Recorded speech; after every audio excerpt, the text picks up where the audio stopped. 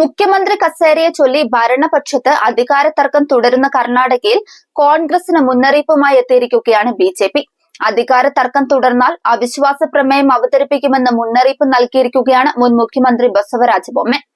മുഖ്യമന്ത്രി സിദ്ധരാമയ്യയും ഉപമുഖ്യമന്ത്രി ഡി.കെ. ശിവകുമാറും തമ്മിൽ മുഖ്യമന്ത്രി പദം സംബന്ധിച്ച് പോര് തുടരുകയാണെങ്കിൽ കറുത്ത കുതിര രംഗപ്രവേശം ചെയ്തേക്കാമെന്ന് മുൻ മുഖ്യമന്ത്രി പറഞ്ഞു. മുഖ്യമന്ത്രി സ്ഥാനം സംബന്ധിച്ച് കോൺഗ്രസിലെ ആഭ്യന്തര തർക്കം ഇതുപോലെ തുടരുകയാണെങ്കിൽ സംസ്ഥാനത്ത് രാഷ്ട്രീയ സംഘർഷത്തിന് സാധ്യതയുണ്ടെന്നും കേന്ദ്രത്തിലെ മുതിർന്ന കോൺഗ്രസ് നേതാക്കൾ പ്രശ്നം പരിഹരിക്കാൻ 2 or 3 ഫോർമുലകൾ നിർദ്ദേശിച്ചിട്ടുണ്ടെങ്കിലും നേതാക്കൾ ആരും ഒന്നിനും സമ്മതിച്ചിട്ടില്ല. ഇരുവരെയും മാറ്റി നിർത്തി പുതിയൊരു ഫോർമുല തയ്യാറാക്കാനുണ്ടെന്നാണ് വിവരം. ഒരു കറുത്ത കുതിര രംഗപ്രവേശം ചെയ്യാനുള്ള സാധ്യതയുണ്ടെന്നാണ് ഹാവേരി MP കൂടിയായ ബൊമ്മെ വ്യക്തമാക്കിയത്. അതേസമയം ബൊമ്മയുടെ പരാമർശത്തിൽ മറുപടിയുമായി സംസ്ഥാന പൊതുമരാമത്ത് മന്ത്രി സതീഷ് ജാർഗിഹോളിയും രംഗത്തെത്തി. രാഷ്ട്രീയ കുതിരക്കച്ചവടം BJPയുടെ പണിയാണെന്നും കോൺഗ്രസിന്റെയല്ലെന്നും അദ്ദേഹം തിരിച്ചടിക്കുകയും ചെയ്തു.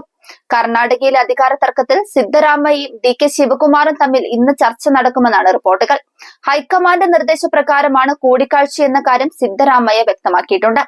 എന്ത് വിഷയത്തിലായാലും അന്തിമ തീരുമാനം ഹൈക്കമാൻഡിന്റേതാണെന്നും താനായാലും ശിവകുമാർ ആയാലും അത് അംഗീകരിക്കുമെന്നും സിദ്ധരാമയ്യ പ്രതികരിച്ചിരുന്നു.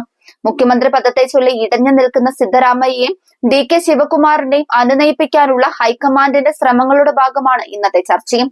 നേതൃത്വത്തെ അനുസരിക്കുമെന്ന് ഇരുവരും പ്രഖ്യാപിച്ചിട്ടും ഇരുപക്ഷത്തെയും MLA-മാർ അവകാശവാദം തുടരുക തന്നെയാണ് ചെയ്യുന്നത്.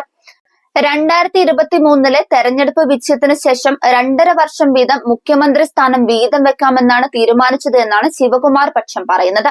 ഇതിന് ഔദ്യോഗിക സ്ഥിരീകരണമൊന്നുമില്ല. നിലവിൽ 2.5 വർഷം പൂർത്തിയായ സാഹചര്യത്തിൽ സിദ്ധരാമയ്യ മാറണമെന്നാണ് ശിവകുമാർ പക്ഷത്തിന്റെ ആവശ്യം.